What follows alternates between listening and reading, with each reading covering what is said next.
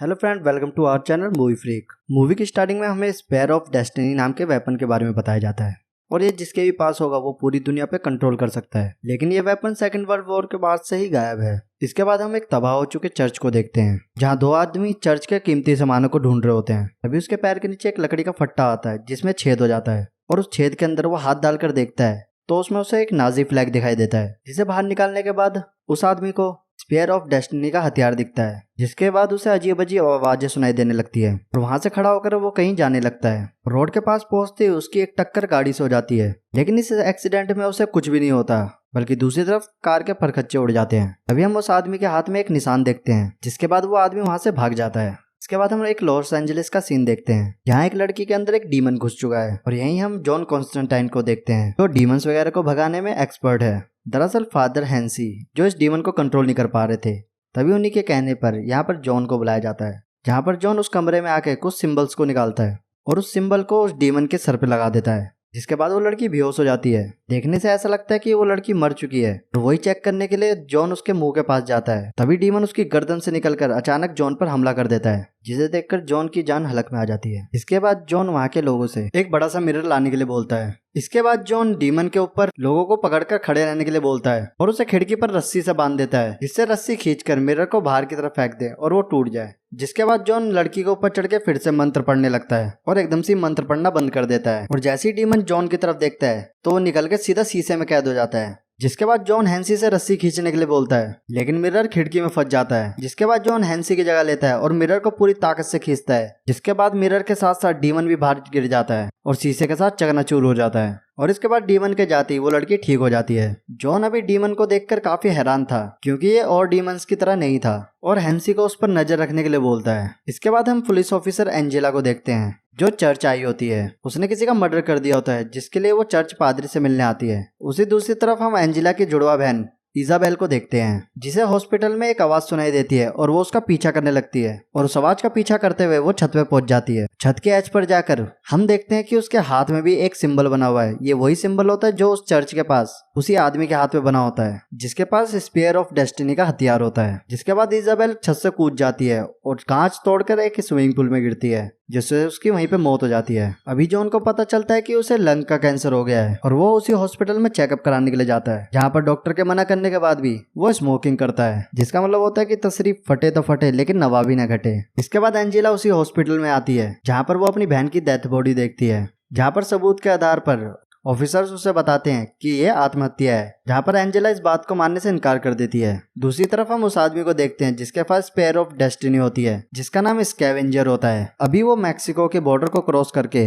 America में घुस चुका है और यही हम देखते हैं कि उसके अंदर इतनी ताकत आ चुकी है कि वो जहाँ से जा रहा है वहाँ पर खड़े जानवर भी मरते जा रहे हैं। इसके बाद जॉन अपने दोस्त बीमन से मिलता है और जॉन बीमन के लिए एक कप लाया होता है, जिसमें भगवान श्री कृष्ण की फोटो होती है, जो बीमन को काफी पसंद आता है। बीमन दरअसल डीमन मारने वाले हथियार बनाता है और बीमन उसे ड्रैगन फायर, होली वाटर जैसे काफी सारे वेपन देता है। अभी जॉन बीमन को बताता है कि डीमंस अब धरती पर आ रहे हैं, जिसकी झलक मैंने एक लड़की के अंदर देखी। जिस पर बीमन बोलता है कि ऐसा मुमकिन ही नहीं है और वो उसे यह आश्वासन देता है कि वो उस चीज को जरूर चेक करेगा। जॉन के साथ एक ड्राइवर जिसका नाम कैस होता है, जो कि ये तंत्र विद्या वगैरह सीखना चाहता था और जॉन को ये सब सिखाने की विनती भी करता है, जिस पर जॉन कहता है कि तुम अभी इसके लिए तैयार नहीं हो। इसके बाद जॉन गैब्रियल से मिलने एक चर्च में जाता है। दरअसल गैब्रियल एक हाफ ब्रीड एंजल है और जब भी जॉन किसी डाउट में होता है तो गैब्रियल से मिलने जरूर जाता है। यहाँ हमें पता लगता है जॉन एक साइकिक है, जो हाफ ब्रीड एंजल्स और डीमन को देख सकता है। और एंजेला भी इसी चर्च में एक फादर से मिलने आती है, जो चाहती थी कि उसकी बहन का अंतिम संस्कार चर्च के नियमों के हिसाब से हो। लेकिन चर्च की एक परंपरा होती है कि अगर कोई बंदा अपनी आत्महत्या करता है तो उसे नास्तिक करार दिया जाता है और उसका अंतिम संस्कार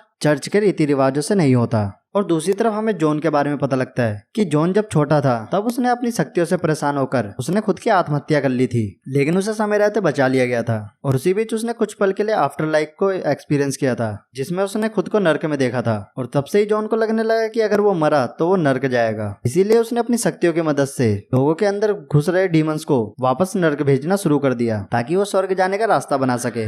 लेकिन गैब्रियल उसे बताती है कि तुम अपने स्वार्थ के लिए ये काम करते हो, ना कि लोगों की भलाई के लिए, इसलिए तुम्हें एक दिन नर्क में ही जाना होगा। इस बात को सुनकर जॉन काफी परेशान हो जाता है और वहां से चला जाता है। बाहर आकर उसे एंजेला दिखाई देती है। इसके बाद हम अगले सीन में एंजेला को देखते हैं जो सीसीटीवी कैमरे को देख रही होती है जिसमें इजाबेल की आत्महत्या की फुटेज होती है, जिसमें मरते वक्त इजाबेल ने कॉन्स्टेंटाइन का नाम लिया था। और तभी उसे एक कॉल आता है और जब तक वो एक कॉल रिसीव करती तभी उसके पास रखा दूसरा फोन भी बजने लगता है और ऐसे करते करते उस कमरे में रखे जितने फोन होते हैं सभी रिंग करने लगते हैं। इस चीज को देखकर वो बुरी तरह से घबरा जाती है। वहीं दूसरी तरफ जॉन बाहर स्ट्रीट में घूम रहा होता है, तभी उसकी अचानक तबीयत खराब हो जाती है और उसी वक्त एक डीमन उस पर अटैक कर देता है जो जॉन को धमकी देते हुए कहता है कि तुम्हें अपने काम से मतलब रखना चाहिए। अब उस डीमन से बचने के लिए जॉन उसे एक लकड़ी के टुकड़े से मारता है, लेकिन इसके बाद भी जॉन के पीछे वो डीमन पड़ जाता है और उसी बीच में एक कार आकर उस डीमन को टक्कर मार देती है, जिसके बाद वो डीमन वहां से गायब हो जाता है। अब जॉन के दिमाग में काफी सारे सवाल होते हैं, जिसके बाद वो मिडनाइट के पास जाता है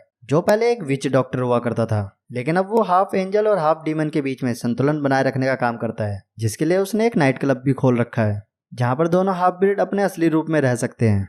फिर जॉन मिडनाइट को बताता है कि अभी अभी मुझ पर एक डीमन ने हमला किया है और साथ ही साथ वो उस डीमन के बारे में बताता है जो उस लड़की के शरीर में था और इस दुनिया में आने की कोशिश कर रहा था। लेकिन मिडनाइट को यह बात सुनकर यकीन नहीं होता, जिसके बाद जॉन मिडनाइट से उसकी चेयर मांगता है क्योंकि उस चेयर की डिवाइन पावर से जॉन उस डीमन के बारे में जानना चाहता था, लेकिन मिडनाइट उसे चेयर देने से इनकार कर देता है। तभी वहां पर बेल्थेजर नाम का एक हाफ ब्रीड डीमन आ जाता है, जिससे जॉन की वहां पर बहस शुरू हो जाती है। लेकिन जॉन की बीमारी उसको बार बार परेशान करती है और उसकी तबीयत अब काफी खराब होने लगती है, जिसकी वजह से वो वहां से बाहर आ जाता है। इसके कुछ देर बाद एंजेला जो जॉन को ट्रैक करते हुए उसके पास आती है और उससे मदद मांगती है, जहां जॉन उसकी कहानी सुनकर उसकी मदद करने के लिए तैयार हो जाता है। और दूसरी तरफ जॉन का दोस्त हैंसी इजाबेल के बारे में जानने के लिए मुर्दा घर में जाते हैं और वो जैसे ही इजाबेल के हाथ के उस सिंबल को छूते हैं तो वो ऐसा कुछ देख लेते हैं जिसकी वजह से उनकी हालत काफी खराब हो जाती है। तभी वहां के सिक्योरिटी गार्ड आने की वजह से फादर को वहां से भागना पड़ता है और सामने वाले बार में जाकर बियर पीने की कोशिश करते हैं, लेकिन किसी जादुई शक्ति की वजह से किसी भी बोतल में से बियर या दारू बाहर नहीं निकलती। और ठीक उसी समय बेल्थेजर भी वहां आ जाता है और हैंसी की हालत देखकर वहां पर मुस्कुराने लगता है। इसके बाद हैंसी समझ जाता है कि अब वो जिंदा नहीं बच पाएगा, इसीलिए मरने से पहले वो अपने हाथ में उसी सिंबल को बना लेते हैं, जिसके कुछ देर बाद उनकी मौत हो जाती है। वहीं दूसरी तरफ जॉन एंजेला को अपने बचपन के बारे में बताता है कि कैसे उसने आत्महत्या की थी और नियम तोड़कर इस दुनिया में आने वाले डीमंस को वापस भेजकर अपने लिए स्वर्ग का रास्ता साफ कर रहा है। तभी दोनों को हैंसी के बारे में पता चलता है, जहां पहुंचकर जॉन की नजर हैंसी के जख्मी हाथ पर पड़ती है, जिस पर उसे वही सिंबल दिखाई देता है। जिसके बाद जॉन बीमन को वो सिंबल पता लगाने के लिए कहता है। इसके बाद जॉन इजाबेल के आत्महत्या वाली जगह पर पहुंचता है और वहां पहुंचकर जॉन इजाबेल के कमरे में कुछ खोजने लगता है। तभी एंजेला को याद आता है कि बचपन में इजाबेल उसके लिए शीशे पर नोट छोड़ा करती थी, इसलिए एंजेला खिड़की पर अपनी सांस छोड़ती है, जिससे शीशे पर उन्हें एक लिखा हुआ नोट मिलता है, जो नोट शैतानी बाइबल की भविष्यवाणी की तरफ इशारा करता है। और दूसरी तरफ बीमन के काफी रिसर्च करने के बाद उसे पता चलता है कि हैंसी ने जो सिंबल बनाया था वो लूसीफर के बेटे मैनन का सिंबल है, जो नर्क की तरह अपना एक साम्राज्य पृथ्वी पर बनाना चाहता है। और यही वजह है कि अब वो धरती पर आना चाहता है, जिसके लिए उसे एक शक्तिशाली हाई किक और एक हाफ ब्रीड एंजल की जरूरत पड़ेगी। और तभी वहां पर कोई आकर बाइमन को मार देता है। इसके बाद एंजेला और जॉन जब वहां पर पहुंचते हैं तो उन्हें बाइमन की लाश मक्खियों के से ढकी हुई मिलती है। दूसरी तरफ हम स्कैवेंजर को देखते हैं जो लॉस एंजेलिस पहुंच चुका है। अभी यहाँ पर एंजेला भी रिवील करती है कि उसके पास भी इजाबेल की तरह साइकिक शक्तियां थी, लेकिन जब उसके माता पिता को इजाबेल की शक्तियों के बारे में पता लगा तो उन्हें लगा कि वो बीमार है, तो इसीलिए उन्होंने साइकेट्रिस्ट ट्रीटमेंट देना शुरू कर दिया। और अपनी बहन की यह हालत देखकर उसने अपनी शक्तियों के बारे में किसी को नहीं बताया और उस शक्ति को इग्नोर करने की वजह से उसकी साइकिक शक्तियां उससे दूर चली गईं। अब एंजेला उसकी साइकिक शक्ति को वापस लाने के लिए जॉन की मदद मांगती है, क्योंकि अब वो मंजर देखना चाहती थी जो इजाबेल ने मरते वक्त देखा था। जिसके बाद जॉन एंजेला की शक्ति वापस लाने के लिए उसे एक पानी से भरे टब में लेटा देता है और उसे तब तक बाहर नहीं निकालता जब तक वो मौत के बिल्कुल करीब ना पहुंच जाए। और ऐसा करते ही समय कुछ पल के लिए रुक सा जाता है।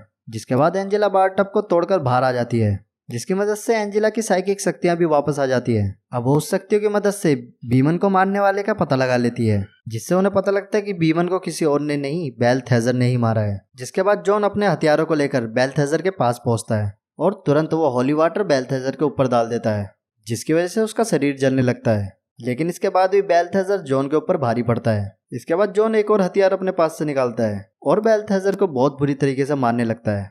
अब उसको बहुत मारने के बाद बेल्थेजर खुलासा करता है कि मैनन को स्पीयर ऑफ डेस्टिनी मिल चुका है, जिसकी मदद से वो धरती पर आने वाला है। तभी हमें पता लगता है कि दरअसल इसी स्पीयर से जीसस क्राइस्ट को मारा गया था।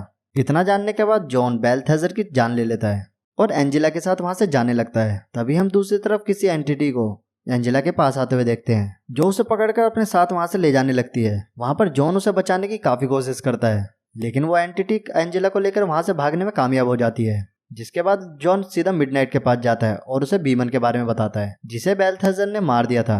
जिस बात को सुनकर मिडनाइट उसे अपनी चेयर यूज करने के लिए दे देता है, जिसे इस्तेमाल करके स्पेयर ऑफ डेस्टिनी के बारे में उसे पता लग जाता है। वहीं दूसरी तरफ जॉन का चेला क्रैमर एक आइडिया देता है और वो आइडिया जॉन को काफी पसंद आता है, इसीलिए वो उसे अपने साथ ले जाने का फैसला करता है।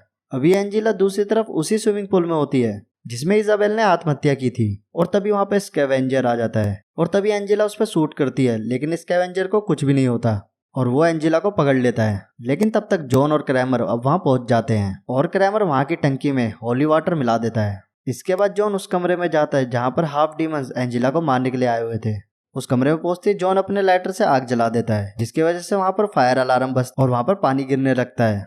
उस पानी में होली वाटर मिलने के कारण जितने भी डीमन हाइब्रिड्स वहां खड़े थे वो सब जलने लगते हैं, और इसी का फायदा उठाते हुए जॉन एक एक करके सभी को मारने लगता है। लेकिन इसी बीच जॉन की गोलियां भी खत्म हो जाती हैं। जहां पर एक डीमन उसे मारने वाला होता है कि तभी क्रैमर वहां पर आकर जॉन को बचा लेता है। वहीं एंजेला दूसरी तरफ नर्क में टेलीपोर्ट हो जाती है, जहां मैनन उसे पोजेस कर लेता है।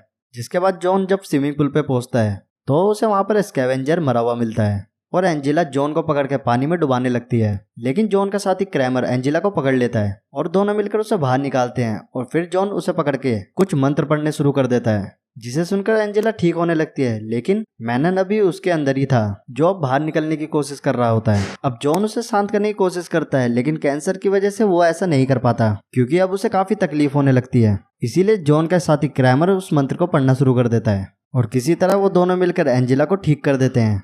इसके बाद जब इन्हें लगता है कि सब कुछ ठीक हो गया, ठीक उसी समय एक एंटिटी आकर क्रैमर को मार देती है, जिसे देखकर गुस्से में आकर जॉन कोई रिचुअल शुरू कर देता है। ऐसा करता देख गैब्रियल वहां पहुंच जाती है और यहाँ पर रिवील होता है कि वो भी मैनन का साथ दे रही है, क्योंकि गैब्रियल को लगता है कि परमेश्वर सिर्फ इंसानों को ही पसंद करते हैं और उसे लगता था कि इंसान धरती के काबिल नहीं है। जिसके बाद वो अपनी शक्तियों से जॉन को बाहर फेंक देती है और मैनन को एंजेला के अंदर से आजाद करने चली जाती है। दूसरी तरफ जॉन अब काफी जख्मी हालत में था, जिसके बाद उसे कुछ नहीं सोचता और वो अपने हाथ की नस काट कर अपनी जान दे देता है। और वहीं गैब्रियल स्पेयर ऑफ डेस्टिनी से मैनन को उसके शरीर से बाहर निकालने लगती है, लेकिन तभी अचानक से समय एकदम से रुक जाता है, क्योंकि इस बार खुद लूसीफर जॉन को लेने आया था। लूसीफर को ज्यादातर लोग जानते ही होंगे, ये नर्क का राजा है। यहाँ जॉन अधमरी हालत में लूसीफर को बताता है कि तुम्हारे बेटे मैनन के पास स्पीयर ऑफ डेस्टिनी है, लेकिन लूसीफर उसकी बात पर विश्वास नहीं करता। जहाँ पर जॉन उसे खुद जाकर देखने के लिए बोलता है और लूसीफर ऐसे ही करता है। जहाँ पर लूसीफर देखता है कि गैब्रियल मैनन को स्पेयर ऑफ डेस्टिनी से आजाद कर रही है, और तभी उन दोनों के बीच में जब लड़ाई होने वाली ही होती है, तभी अचानक से समय रुक जाता है, क्योंकि अब गैब्रियल के पास उसकी डिवाइन शक्ति नहीं थी, क्योंकि अब उसने परमेश्वर को छोड़कर एक डीमन का साथ दिया था। जिसके बाद लूसीफर अपनी शक्तियों से मैनन को वापस नर्क में भेज देता है और गैब्रियल के पंखों को भी जला देता है। जिसके बाद लूसीफर जॉन से खुश होकर उसे एक विश मांगने के लिए बोलता है। जिसके बाद जॉन लूसीफर से इजाबेल को स्वर्ग भेजने के लिए बोलता है, जिस पर लूसीफर जॉन की इस इच्छा को पूरा कर देता है। इसके बाद लूसीफर जॉन को लाश की तरह घसीटते हुए नर्क ले जाने लगता है, लेकिन अचानक से जॉन का वजन बढ़ने लगता है और लूसीफर उसे हिला भी नहीं पाता, क्योंकि इस बार जॉन ने बिना किसी स्वार्थ के अपना बलिदान दिया था। जिसके बाद वो स्वर्ग में जाने लगता है, लेकिन लूसीफर ऐसा नहीं होने देता और जॉन के मरने से पहले जॉन का कैंसर ठीक कर देता है, जिसकी वजह से जॉन को फिर से एक नई जिंदगी मिल जाती है। लूसीफर जानता था कि जिंदा रहने पर जॉन कुछ ना कुछ बड़ी गलती जरूर करेगा, जिसके बाद उसे नर्क में ही आना पड़ेगा। और इसी के साथ ये मूवी यहीं पे खत्म हो जाती है। मूवी का नाम था कॉन्स्टेंटाइन, ये 2005 में आई थी। अगर आपको ये मूवी एक्सप्लेन पसंद आया हो तो हमारे चैनल मूवी फ्रीक को सब्सक्राइब कर दीजिए। मिलते हैं नेक्स्ट मूवी एक्सप्लेन के साथ, तब तक के लिए गुड बाय।